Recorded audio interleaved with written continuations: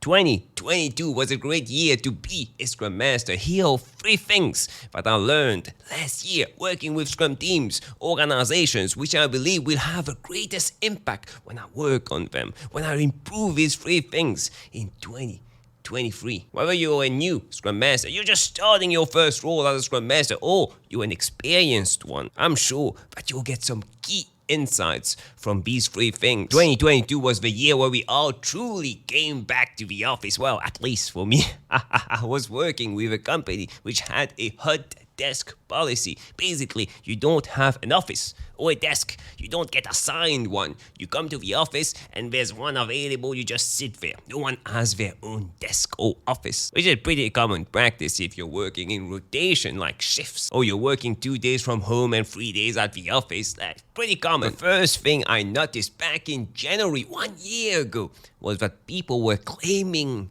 the seats. Not their seats, but they were claiming it. Putting pictures of their kids on their desk, on their claimed desk. You see, we are creatures of habit. We say that we do different things. We like doing different things. We are not boring. We like going out, changing what we eat every day, changing what we do during the weekend, changing the things that we do at work. But in reality, we do the same boring things over and over again, because change is hard. We don't like change. We are creatures of habit, doing the same things over and over again. We like it. So don't be offended or mad, or don't find it weird if your team that you're working with, you're a Scrum Master, you're supporting a team, one or multiple teams, or even the organization, they take a lot of time to implement the Agile practices, the Scrum framework, what you preach. It's hard to coach them. You don't see a change. That's normal. Don't need to get mad. That's normal. People don't like change, and change takes time. We are creatures of habit. We say that we accept the change, but in reality, it's fighting inside of us. The problem is that we lack this patience. Management, leaders in the organizations you work with, or even consulting companies, they tell us that this agile transformation, implementation of agility, it's an overnight process. It's gonna take 6 months. Wrong. It's not an overnight process. And what I always tell you as Scrum Master, for most of your time spent in the role of a Scrum Master, not the teaching stance, not the tell them what to do stance, but the coaching stance. Why the coaching stance? Because it's way better to make them realize that they need to improve and find ways themselves to improve instead of telling them what to do. Because when someone comes up with an idea, they are more likely to be accountable and to actually do it and change. But it takes time.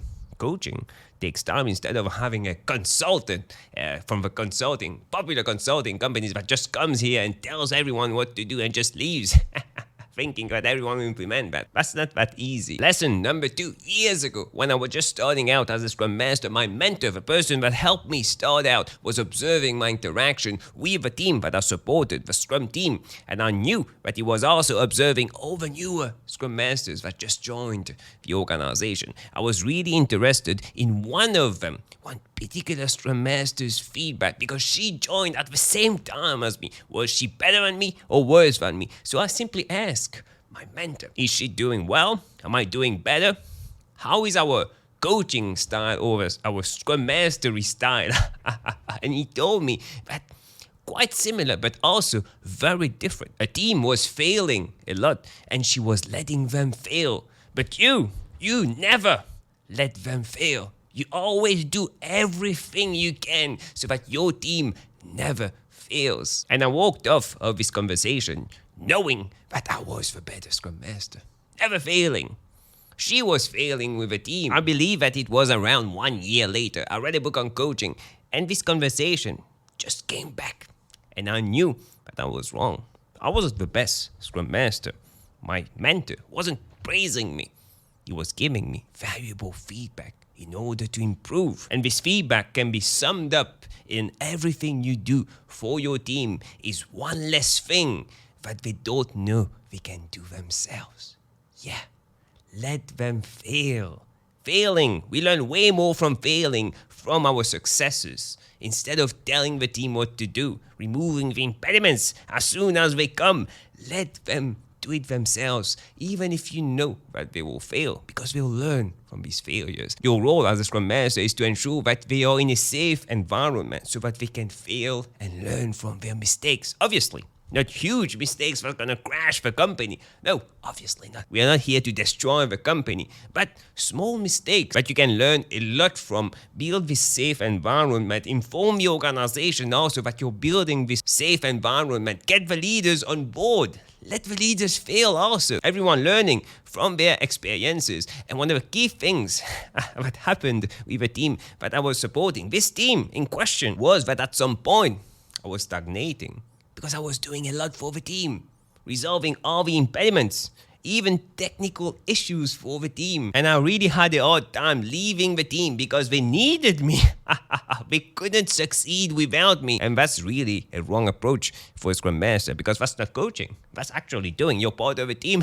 You have a backlog of items to do and you're working. You are a team member. That's not the role of a Scrum Master. At some point, all successful Scrum Masters need to leave the team because the team no longer needs you. And this can't happen if you're not letting the team fail. And this shouldn't be complex. I guarantee you that every sprint that you do with your Scrum team, there's a lot of low-risk failures that you can learn a lot from.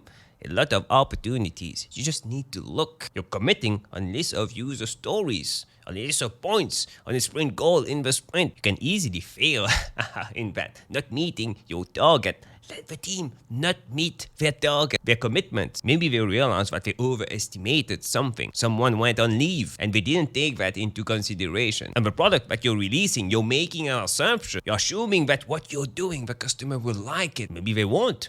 Let them fail. Even if you know that the customer won't like it because you know that they didn't get this sort of data or they didn't survey customers enough. You know something that they don't tell them. Let them fail and let them realize that next time they need to get that data to ensure that their hypothesis is good prior to the start of development. Or at least that they have sufficient data to support doing this change. Lesson number 3. This one was hard to pick. The third one was hard to pick. So many lessons learned in 2022. If you want more of these types of videos, I don't want to make these videos like 15 minutes long. So only 3 lessons. If you want more, leave down a comment and tell me that you want more of these lessons type videos. I have so many lessons that I learned in 2022. So lesson number 3 is something that I was lacking.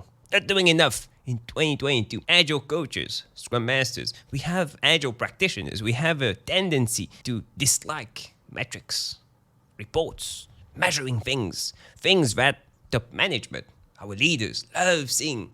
Number of lines of codes written by the developers, number of story points completed every single week, every sprint, stories completed by each one of the team members. How fast are we going in terms of points? How many bugs are we fixing? All these metrics, variable. And if yes, why are we not tracking these metrics, inspecting these metrics, and then adapting, improving these metrics every single sprint? Why are we not doing that? And this is something that I was lacking in 2022. You must realize that you're working for the customer, yeah. You're tracking metrics, the value that you're putting to the market. All the customers loving what we do. But there's also management, our leaders.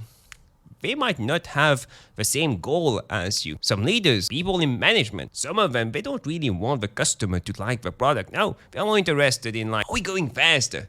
Are we cutting down costs? Are we being efficient?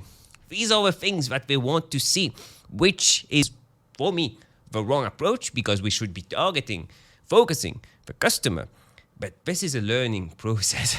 Maybe give them what they want first and then teach them that it's not right. There's something else that they should be looking at. But no matter what, I need to improve on capturing these metrics. And obviously in 2023, I'll go overboard like everything I do. I'm going to capture everything. How long I spend with each one of the members of a Scrum team. What do we talk about? What actions they will be working on? The progress of these actions. How many impediments I help the team resolve every single day, every single sprint. How many coaching sessions I do. How many teaching, how many trainings I do. How long do I spend with each one of the teams that I support? How long do I spend with leaders in the organization? What do I tell them? Document everything. All the minutes of the meetings I join, all the conversations. Try to write maximum information, capture the maximum information possible. And obviously there's tools to do that. I'm still looking at tools, how to capture all these things, but I already started. And you can also start. It doesn't need to be complex. I recommend with your team, start capturing some valuable metrics like cycle time, lead time, throughput. If the team is not currently doing that, maybe you can use 15 minutes in the next retrospective, the sprint retrospective, to talk about these metrics. Why? We need to start capturing these kinds of things and what the customer will gain or the team will gain from us capturing these metrics. And then you can start capturing your metrics, how much time you spend with each one of the team members, or at least with the team each day. And once you have all these metrics, start eliminating the vanity metrics. Vanity metrics are simply things that leaders like bragging about, like number of story points completed in the sprint, number of bugs fixed in the sprint alone. These things don't mean anything. Okay, we completed 10 user stories in the sprint, but did the customer gain from that? What did the customer gain from that? Is the customer better off or worse off because of this? These are the things that you need to track. Obviously, you don't know what you need to track if you're not tracking everything and start inspecting everything that you track.